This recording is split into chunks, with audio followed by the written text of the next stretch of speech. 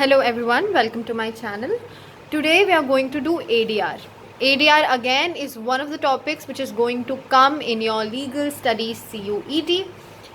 So ADR का full form है Alternative Dispute Resolution. Okay, इसका फुल फॉर्म क्या है? Alternative Dispute Resolution. ये एक नॉन एडवर्सेरियल टेक्निक है एजुडिकेशन की. हमने जुडिशरी चैप्टर जो किया था उसमें एंड में आई टोल्ड यू कि इंडिया एक एडवर्सेरियल सिस्टम फॉलो करती है एजुडिकेशन का. जब हम एडीआर की बात कर रहे हैं तो हम कह रहे हैं कि ये नॉन एडवर्सेरियल है. नॉन एडवर्सेरियल होने का मतलब ये नहीं है कि ये इंक्विजिटोरियल है. नॉन एडवर्सेरियल टेक्निक होने का मतलब ये है कि यहाँ पे जो एक ट्रेडिशनल सेटअप हमारा है बहुत ही वैसे कि आपका जज हो, लॉयर्स हो, नहीं वैसा नहीं है. यहाँ पे क्या हो रहा है, अगर एडीआर में आपका आर्बिट्रेशन, मीडिएशन और कंसीलिएशन आता है जिसके बारे में हम करेंगे. सो यहाँ पे क्या होता है, आर्बिट्रेशन और मीडिएशन कंसीलिएशन में हम न्यूट्रल थर्ड पार्टी को अपॉइंट करते हैं जो कि हमें असिस्ट करता है एंड देन फाइनली एक अग्रीमेंट पे हमें लाता है. ठीक है, अब ये अग्रीमेंट डिफरेंट केसेस में किस में बाइंडिंग होता है, किसी में नहीं होता है. So that is a different thing जो हम टॉपिक्स में करेंगे. सो यहाँ पे कोई जज और लॉयर का स्पेसिफिकेशन नहीं होता है. That is why we call it non adversarial technique of adjudication. Now इसमें सबसे पहला जो हमारे पास आता है वो है आर्बिट्रेशन. आर्बिट्रेशन क्या होता है? आर्बिट्रेशन आपका एक प्राइवेट अरेंजमेंट है. ये आपका एक प्राइवेट अरेंजमेंट है जहाँ पे पार्टीज़, जो दो पार्टीज़ होती हैं जिनके बीच में डिस्प्यूट है, वो सिलेक्ट करती हैं एक क्वालिफाइड एक्सपर्ट को. And who is this qualified expert?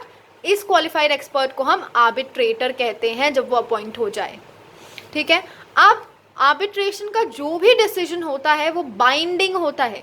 यानी कि इस प्राइवेट अरेंजमेंट के बाद जो भी उसका आउटकम होगा, जो भी डिसीजन होगा, वो पार्टीज़ पे बाइंडिंग है.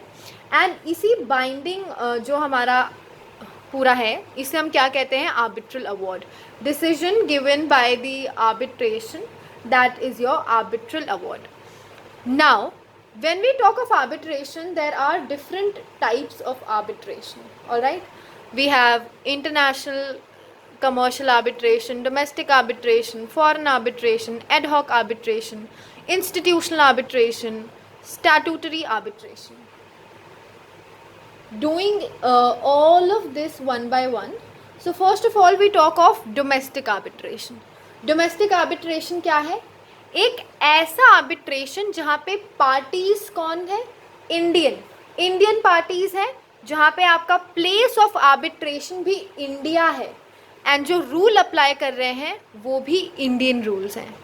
पार्टीज इंडियन, आपका प्लेस इंडिया और rules applicable also Indian. That is domestic arbitration. Then we have foreign arbitration. Foreign arbitration एक ऐसा आर्बिट्रेशन है जहाँ पे प्रोसीडिंग्स कंडक्ट होती हैं in a place outside India, but जो भी डिसीजन आएगा वो आपके इंडिया में इन्फोर्स होना है. वो हो गया foreign arbitration. Then ad hoc arbitration. Ad hoc की जब भी हम बात करते हैं तो ad hoc arbitration, ad hoc is something which is not very permanent. It is not of that permanent in nature. So ad hoc में क्या होता है? आर्बिट्रेशन जिसमें पार्टीज आपस में ही डिसीजन पे आने की कोशिश करती हैं या उस आर्बिट्रेशन को गवर्न करने की कोशिश करती हैं without recourse to a formal arbitral institution. उसे हम क्या कहते हैं? Ad hoc arbitration. अब ये आर्बिट्रेशन आपका डोमेस्टिक भी हो सकता है या फिर इंटरनेशनल भी हो सकता है कैरेक्टर में. फिर हमारे पास है इंस्टीट्यूशनल आर्बिट्रेशन. इंस्टीट्यूशनल यानी कि किसी इंस्टीट्यूट की बात कर रहे हैं. So there are various institute put in place जो कि स्पेसिफिकली आर्बिट्रेशन कराते हैं. अब ये क्या होता है? आर्बिट्रेशन जहाँ पे पार्टीज़ एक पर्टिकुलर इंस्टीट्यूशन को सिलेक्ट करती हैं और ये इंस्टीट्यूशन आपका आर्बिट्रेशन आगे ले जाता है बाय सिलेक्टिंग एक arbitrator and laying out the rules जो कि एप्लीकेबल होंगे with in an arbitration. That is your institutional arbitration. कई आपके इंस्टीट्यूशंस हैं जो कि गवर्न करते हैं आर्बिट्रेशन को. एंड प्रोमिनेंट इंस्टीट्यूशंस की अगर हम बात करें तो आपका London chamber of international arbitration है जिसके ऑफिसेस वर्ल्ड में थ्रू आउट स्प्रेड हैं, including one at new Delhi in India. Next category that we have is statutory arbitration. Statutes क्या होते हैं? लॉ होते हैं जो कि लेजिस्लेचर बनाता है. सो किसी स्टैट्यूट में ही आर्बिट्रेशन प्रोवाइडेड है. See what is this? Arbitration जो कि मैंडेटली इम्पोज्ड है पार्टीज में because of a particular law or statute, because of a particular law or statute applicable to them. For example, आपका जो डिफेंस ऑफ इंडिया एक्ट है 1971 का, ये एक ऐसा ही लेजिस्लेशन है जो कि मैंडेट करता है recourse to arbitration in case of any dispute arising within the act. Last category that we have is international commercial arbitration. अब ये क्या है? International commercial arbitration. इसमें क्या होता है? At least one of the disputing parties resident या body corporate होती है किसी भी कंट्री की other than the India. One party which is concern does not belong to India. Arbitration with the government of foreign country भी हम consider करते हैं to be an international commercial arbitration. ठीक है. So this is your international commercial arbitration. अब देखिए, institutional arbitration में हमने लंदन चैम्बर ऑफ इसकी बात की थी. इंटरनेशनल कमर्शियल आर्बिट्रेशन की अगर हम बात करें तो ये डिफाइन हुआ है under article 2 clause 1 subsection F of arbitration and conciliation act 1996. ये एक्ट क्या है? गवर्न करता है आर्बिट्रेशन के प्रोसेस को इंडिया में. ये हो गया फाइन. स्टैट्यूटरी आर्बिट्रेशन जैसे हमने बात की थी डिफेंस ऑफ इंडिया एक्ट 1971, वो हो गया. अब देखिए, इंटरनेशनली भी आर्बिट्रेशन पे बहुत सारे लॉज लाने की कोशिश की गई थी. तो इंडिया ने जो Indian arbitration and conciliation act था 1996 का, उसे लाया उसने. And this was modelled on UNCITRAL model law. ये यूएन का मॉडल लॉ है कमर्शियल इंटरनेशनल आर्बिट्रेशन पे. ठीक है. 1985 का, ये 1985 में आया, जिसके ऊपर बेस्ड हमने इंडिया का आर्बिट्रेशन एंड कंसीलिएशन एक्ट 1996 बना दिया. फिर एडमिनिस्ट्रेटिव ट्रिब्यूनल्स. ठीक है. एडमिनिस्ट्रेटिव ट्रिब्यूनल्स की अगर हम बात करें तो ट्रिब्यूनल्स आपकी क्वाजी जुडिशल बॉडीज़ होती हैं, यानी कि सेमी जुडिशल बॉडीज़ जो कि मोर और लेस नहीं एजुडिकेशन का फंक्शन परफॉर्म करती हैं, but definitely they do not stand up to the level of court. ठीक है. ये एडमिनिस्ट्रेटिव ट्रिब्यूनल्स होते हैं जो कि किसी भी एडमिनिस्ट्रेटिव एस्पेक्ट से डील करते हैं. जैसे कि आपका one such is CAT, right? That is what is CAT? Central Administrative Tribunal. Okay, it just went out of my brain. I was like, what is SCAT? Okay, Central Administrative Tribunal, and SAT is State Administrative Tribunal. So Central Administrative Tribunal में जो service matters होते हैं relating to the government employees belonging to the central area, वो take up करता है, same आपका state वाला. ठीक है. सो एडमिनिस्ट्रेटिव ट्रिब्यूनल्स क्या हुआ था? 42nd अमेंडमेंट एक्ट 1976 के थ्रू ऐड किया गया था आर्टिकल 323A और 323B को. ठीक है. अब ये आर्टिकल जो एडेड थे, इन आर्टिकल से क्या हुआ? इसने एम्पावर किया पार्लियामेंट को to set up tribunals for adjudication of specialised disputes. Specialised disputes के लिए एजुडिकेशन करने के लिए ट्रिब्यूनल सेटअप करने की पावर दी गई पार्लियामेंट को. ये जो 42nd अमेंडमेंट एक्ट है, हम कहते हैं कि इस एक्ट ने अशर किया the era of tribunalisation of Indian judiciary.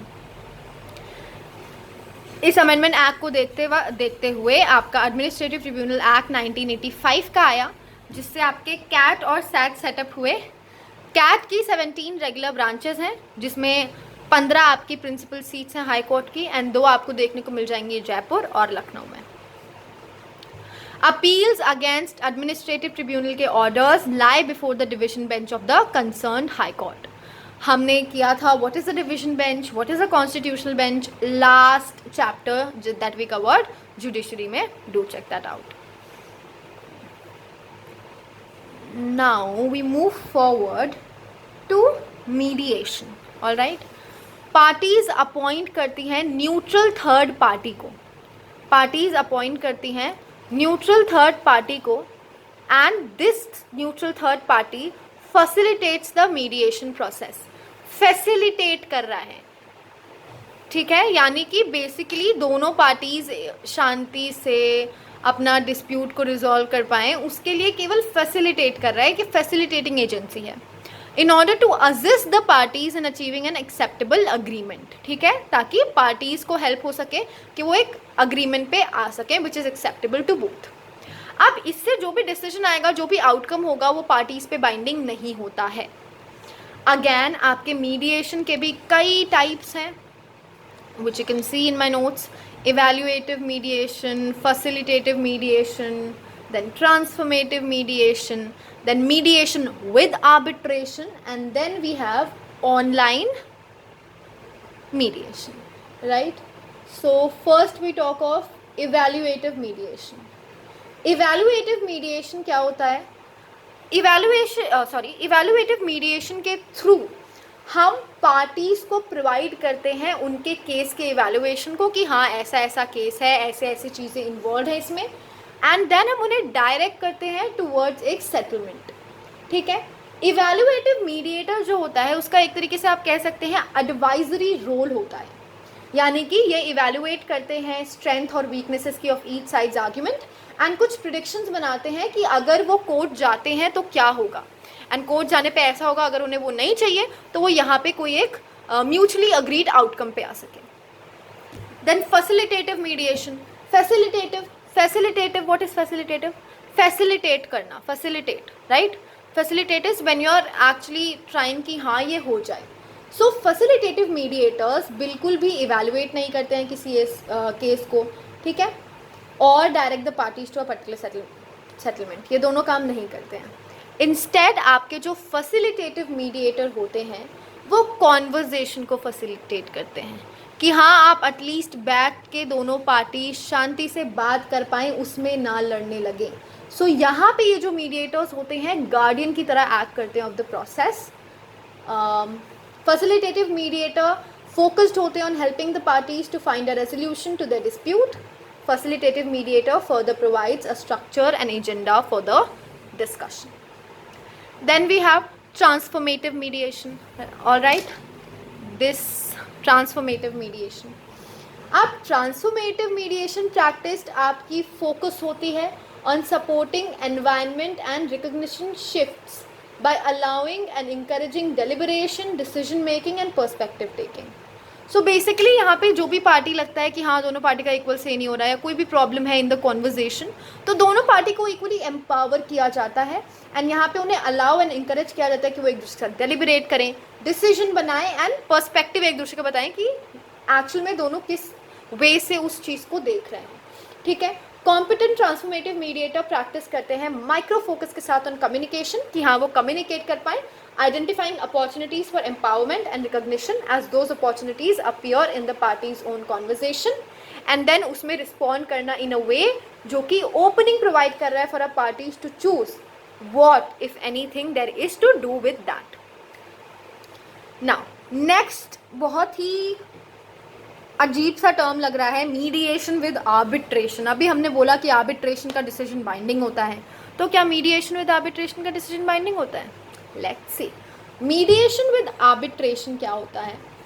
सी, कभी कभी ना हम मीडिएशन को गुड इफेक्ट में यूटिलाइज करते हैं जब हम इसे आर्बिट्रेशन के साथ मिक्स कर दें, कपल अप कर दें, particularly binding arbitration in a process जिसे हम मीडिएशन आर्बिट्रेशन कहते हैं.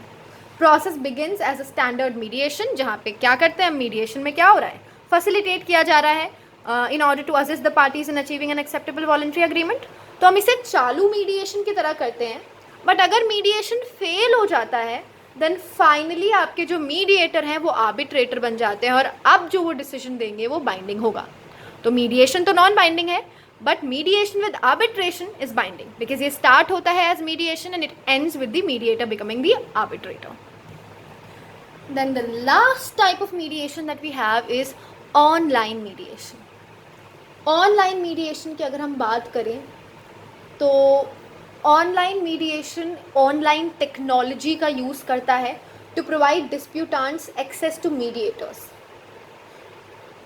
Despite the geographic distance, disability और other barriers to direct meeting. So basically यहाँ पे हम ऑनलाइन टेक्नोलॉजी का यूज़ कर रहे हैं अगर कोई भी आपकी जोग्राफिक डिस्टेंस है बिटवीन द डिस्प्यूटिंग पार्टीज़, कोई डिसेबिलिटी है, या फिर if there are any other barriers जो कि जिसकी वजह से मीटिंग नहीं हो पा रही है। सो वहाँ पे हम एक ऑनलाइन प्लेटफॉर्म का हेल्प लेते हैं। फाइन। फैसिलिटेटिव मीडिएशन के थ्रू एक की पॉइंट है कि कौन से मीडिएशन के थ्रू आपका स्ट्रक्चर और एजेंडा सेट किया जाता है। So that the answer for it would be facilitative mediation. Now Peter Murphy, ये एक राइटर हैं, इन्होंने अपनी book practical guide to evidence में क्या किया है, एडवर्सेरियल सिस्टम को टॉन्ट किया है। ठीक है, यहाँ पे एडवर्सेरियल सिस्टम को इनफेक्टिव बताते हैं इस बुक में। ठीक है, अब देखिए there are two other sources आप कह सकते हैं मीडिएशन और कंसिलिएशन के, जहाँ पे जो सेक्शन 89 का है, राइट, इसे सिविल प्रोसीजर कोड 1908 में इंसर्ट किया गया था बाय द अमेंडमेंट ऑफ 2002। इस सेक्शन 89 में अगर आप देखेंगे तो ये केवल कोर्ट रेफर्ड मीडिएशन से डील करता है। अब ये कौन से तरीके का मीडिएशन आ गया? कोई तरीके का मीडिएशन नहीं है। द ओनली डिफरेंस इज कि मीडिएशन में खुद से पार्टी नहीं गई, बट कोर्ट ने उन्हें रेफर किया कि आप मीडिएशन का प्रोसेस चुनिए। Simple. Now we have conciliation. Arbitration की बात कर ली, मीडिएशन की बात कर ली। आर्बिट्रेशन क्या है? बाइंडिंग। मीडिएशन क्या है? Not binding. कंसिलिएशन क्या है? अब कंसिलिएशन में क्या होता है, पार्टीज अपॉइंट करती हैं अगेन एक न्यूट्रल थर्ड पार्टी को, जो कि एक्ट करता है एज कंसिलिएटर। ठीक है, इनका रोल इंटरवेंशनिस्ट भी हो सकता है, right. Interventionist in a sense कि ये सजेस्ट कर सकते हैं potential solution to the parties. अब हम ऐसा क्यों कह रहे हैं? हम क्या कह रहे हैं, एक न्यूट्रल थर्ड पार्टी है और इस न्यूट्रल थर्ड पार्टी को हम कंसिलिएटर कहते हैं। इनका रोल कभी कभी इंटरवेंशनिस्ट हो सकता है, जहाँ पे जो डिस्प्यूट है, जो भी फैक्ट्स हैं केसेस के, उसमें वो इंटरवीन करके कुछ पोटेंशियल सोल्यूशन बता सकते हैं पार्टीज़ को। कंसिलिएशन थोड़ा सा कंफ्यूजिंग हो सकता है बिकॉज यहाँ पे although not given in the book that is to be referred for legal studies CUET, but if in case by chance it comes you should know it. So conciliation आपका binding भी हो सकता है, non binding भी हो सकता है। अगर कंसिलिएशन प्रोसेस के होने के बाद एक अग्रीमेंट बनाता है कंसिलिएटर और दोनों पार्टीज उसको साइन करती हैं, then that becomes binding. But अगर कोई अग्रीमेंट नहीं बनता है या फिर दोनों पार्टीज साइन नहीं करती हैं, then that is non binding. Simple, great. ये हो गया आपका कंसिलिएशन। प्रोसेस और मेथड आपको कंसिलिएशन और आर्बिट्रेशन का आर्बिट्रेशन एंड कंसिलिएशन एक्ट 1996 में मिल जाएगा। देन वी हैव एक act which is industrial disputes act 1947। अब इसके थ्रू क्या हो रहा है, कंसिलिएशन को प्रोवाइड किया जा रहा है for the labour section, whereas conciliation का केवल एक रेफरेंस बनाया गया है इन सेक्शन 89 ऑफ CPC, वो बिल्कुल डील नहीं करता है उससे। Alright, this is it. Now we move forward to Lok Adalat. लोक अदालत के बारे में भी थोड़ा सा ब्रीफ हमने चैप्टर में कवर किया है, लीगल सर्विसेज। वो वीडियो नहीं देखी है तो वो वीडियो जाके देख लेना, बिकॉज यहाँ पे जो भी चैप्टर में है वो कवर करेंगे हम। बाकी थोड़ा सा डिटेल में हमने लीगल सर्विसेज में कवर किया है। सो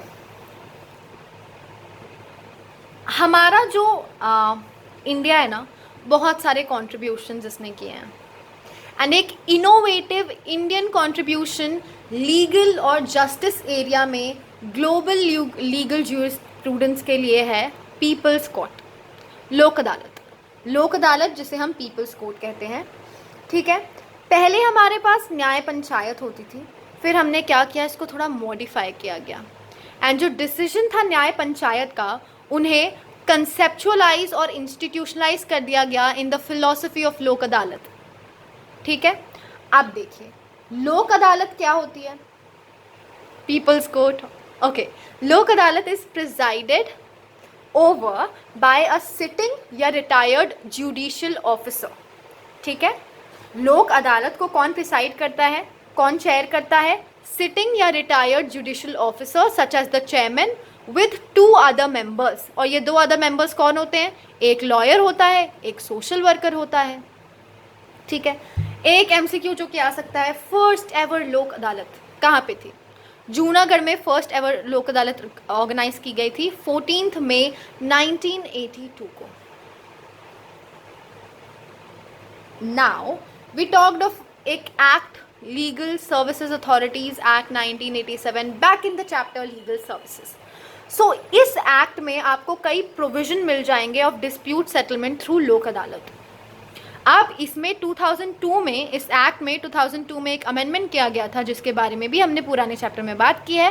स्टैब्लिश करता है परमानेंट लोक अदालत को for public utility services. Then we have another topic, ombudsman, ठीक है। ऑम्बुड्समैन क्या है? गवर्नमेंट ऑफ इंडिया ने गवर्नमेंट ऑफ इंडिया ने कई ऑम्बुड्समैन को डिजिग्नेट किया गया है for solving different issues. Ombudsman, okay, and sometimes हम इन्हें चीफ विजिलेंस ऑफिसर कहते हैं। Now central vigilance commission set up on the recommendation of Santhanam committee.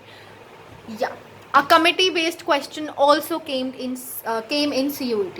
So Central Vigilance Commission set up हुई थी on the recommendation of Santhanam committee, ठीक है। Fine. And ये जो सेंट्रल विजिलेंस कमीशन है, हम इसे मानते हैं कि एक एपेक्स विजिलेंस इंस्टीट्यूशन है। So which is the apex vigilance institution in India? Central vigilance commission. Lokpal and लोक आयुक्ता एक्ट 2013 के थ्रू हमने ऐसे ही एक ऑम्बुड्समैन को इस्टेब्लिश किया था, ठीक है। लोकपाल और लोक Ayukta act anti corruption act है, ठीक है। It establishes body of ombudsman. अब ऑम्बुड्समैन क्या होता है? ऑम्बुड्समैन बेसिकली आपका एक ऑफिशियल होता है which deals with the matters जो कि इन्वॉल्व करते हैं हाई ऑफिशियल को, जिसके प्राइम मिनिस्टर, उनके मिनिस्टर्स या कुछ भी, basically when we talk of corruption and all, right. So this is your thing. Lokpal and लोक आयुक्ता एक्ट स्पेशली उसके लिए बना हुआ है। This act includes 2 terms, Lokpal and लोक आयुक्ता। सो जो लोकपाल है, Lokpal established for the union, for the centre, and लोक आयुक्ता बॉडी है स्टेट लेवल की, ठीक है। अब लोकपाल में क्या होते हैं? एक चेयरपर्सन होते हैं, ठीक है। चेयरपर्सन जो कि आपका चीफ जस्टिस हो सकते हैं इंडिया के, या फिर जज हो सकते हैं सुप्रीम कोर्ट के, या फिर एमिनेंट जुडिशल मेंबर्स हो सकते हैं जिनमें 25 ईयर्स से ज़्यादा की एक्सपर्टीज़ हो, स्पेशली आपके करप्शन रिलेटेड मैटर्स से, ठीक है। Total members of Lokpal shall not exceed 8। Lokpal के जितने मेंबर्स होंगे, this was a question that I saw in one of the mocks I guess, कि कितने मेंबर्स होते हैं लोकपाल के। So that is 8, okay. And इसमें क्या होता है? 50% जुडिशल मेंबर्स होते हैं, यानी कि वो मेंबर्स जो कि जुडिशरी से बिलोंग करते हैं। Now fine, now we talk of Lok Ayukta. Lokpal और लोक आयुक्ता एक्ट 2013 के इनैक्टमेंट से पहले से ही दिल्ली, कर्नाटका और केरला में लोक आयुक्तास थी। अब यहाँ से आपके कुछ एमसीक्यूज फ्रेम हो सकते हैं कि कौन सी जगह में which one of the following places had Lokayuktas in place before Lokpal and लोक आयुक्ता एक्ट। तो इसका अगर ऑप्शन में दिल्ली है तो दिल्ली, कर्नाटका है तो कर्नाटका, केरला है तो केरला, और अगर 2 हैं then both A and B, none, so उसमें बोथ ए एंड बी करना होगा। इस तरीके के क्वेश्चन अगर आते हैं। केवल 19 इंडियन स्टेट्स में लोक आयुक्तास हैं, एंड गोवा में लोक आयुक्ता सेटअप करने का पूरा thing is in process. And आपको जहाँ पे बिल्कुल कोई लोक आयुक्ता नहीं मिलेगी वो है Arunachal Pradesh, Jammu and Kashmir, Manipur, Meghalaya, Mizoram, Nagaland, Sikkim, Tamil Nadu, West Bengal. Alright, so यहाँ पे कोई भी लोक आयुक्ता नहीं है। This is it for the video on ADR. Okay, no. One more topic that we have to cover is benefits of ADR. ADR के benefits क्या क्या हैं? Fine. So benefits की अगर हम बात करें तो फर्स्ट ऑफ ऑल बेनिफिट्स जानने से पहले हमने क्या क्या प्रॉब्लम फेस की है किन किन प्रॉब्लम की वजह से ये आया है वो जानना इम्पॉर्टेंट हो जाता है, ठीक है ना। So lack of number of courts and जजेस से क्या हो रहा है, इनएडिक्वेसी क्रिएट हो रही है, जस्टिस डिलीवरी सिस्टम में हो रही थी।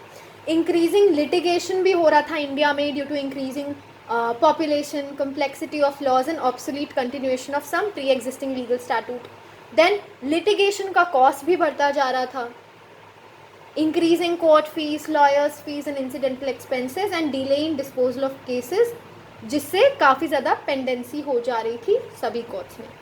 सो अब बेनिफिट क्या है एडीआर का, एडीआर आपका काफ़ी ज़्यादा स्पीडियर प्रोसेस है दैन आप अगर कोर्ट में जाएंगे और सब प्रोसेस होगा। ये इनफॉर्मल प्रोसेस है जहाँ पे अगर आप अपनी चीज़ों को प्राइवेट रखना चाहते हैं, जो कि स्पेशली बिजनेस फर्म्स ऐसा करना चाहती हैं कि उनके बिजनेस का कोई भी सीक्रेट आउट इन पब्लिक ना हो, जो कि अगर वो कोर्ट में जाएंगे तो होगा। सो ऐसे नहीं होगा थ्रू एडीआर, एंड ये काफ़ी चीप है। It is a cheaper mode of dispensing justice and it provides a convenient forum to the parties. ADR provides the flexibility to even refer the disputes to non-lawyers. Okay. Now we did about adversarial system in judiciary chapter. We just talked of कि वो क्या है. Now we look at some of the advantages of adversarial system. Adversarial system again क्या था, जजेस और lawyer को जो इन्वॉल्व करता है। अब इसका एडवांटेज क्या है, use of cross examination and effective way हो सकता है to test the credibility of the witness presented. Parties may be more willing to accept the results जब उन्हें इफेक्टिव कंट्रोल मिले ओवर द प्रोसेस, जो कि आर्बिट्रेशन जो कि एडवर्सरियल सिस्टम में मिलेगा, because they can put up the cases. But disadvantages भी हैं। डिसएडवांटेज क्या है, कॉस्ट जो है जस्टिस का वो पार्टीज को पूरा लेना पड़ता है, लॉयर ये वो लिटिगेशन का फी फलाना ढिमकाना ये सब करना पड़ता है। देन जो रोल है लॉयर्स का और जो प्रोसीजरल फॉर्मेलिटीज़ हैं जैसे कि क्रॉस एग्जामिनेशन में प्रोलॉन्ग द ट्रायल एंड कई मैटर्स में तो डिले होते रहते हैं, ठीक है। जजेस काफ़ी लेस एक्टिव रोल प्ले करते हैं, हमने तभी डिस्कस कर लिया था।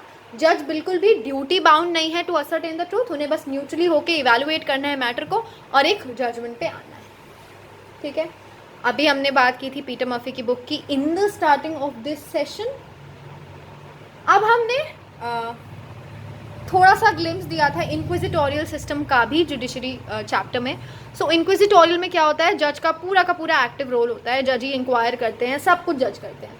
सो इसके एडवांटेज क्या है, प्रोसीजरल एफिशिएंसी है, बिकॉज जो एक्टिव रोल है जजेस का प्रिवेंट करता है किसी भी डिले या प्रोलॉन्ग ट्रायल्स को, बिकॉज उनको भी तो जल्दी जल्दी करके दूसरा वो टेकअप करना है।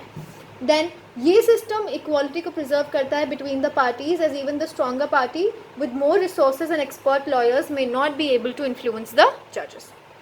नाउ अब इसके भी डिसएडवांटेजेस होते हैं कुछ। अब डिसएडवांटेज क्या है, in an inquisitorial system, since the judge steps into the shoes of an investigator, he or she can no longer remain neutral, या फिर एक ओपन माइंड से नहीं कर सकते, बिकॉज हो सकता है इन्वेस्टिगेशन में एक पार्टी के अगेंस्ट ही शुरुआत में सारे एविडेंस मिल रहे हैं, तो वो उधर न्यूट्रल नहीं रह पाएंगे, थोड़ा तो उनको लगेगा कि हाँ this particular party is right. Then there may be a lack of incentive structure for जजेस to involve themselves in proper fact finding. Once again इस सेशन को एंड करने से पहले I would like to tell you guys to read the book, it is important. See you soon in the next video.